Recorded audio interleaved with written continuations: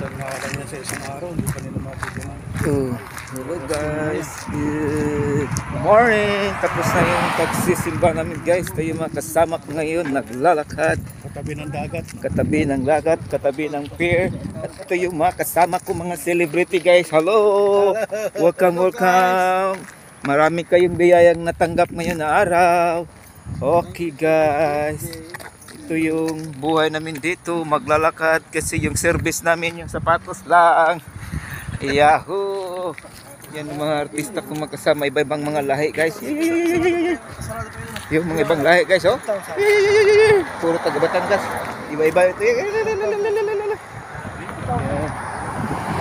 So guys, maglalakad kami ngayon kasi yung buhay dito sa ibang bansa, kahit malayo sa pamilya,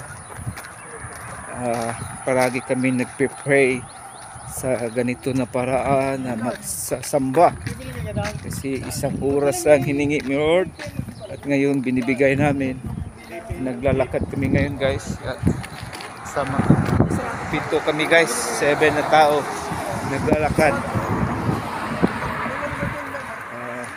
Lahat ng mga kamarino, trupa, kapuso, kapamilya, lahat sa ibang bansa, magbigay kayo ng panahon, ng oras, kahit anong religion ka, ma-born again, ma-Christian, ma-Muslim, bigyan natin ng pagkakataon ang ating sarili. Ibalik natin kasi in 7 days, how many hours we work, how many life you given to us, especially the air that we breathe is free.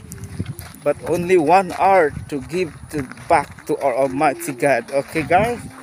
Amen. Amen, guys. Amen. Amen. Very good. More blessings and graces in each one of us. This is DJ Freeman Vlog. Mabuhay.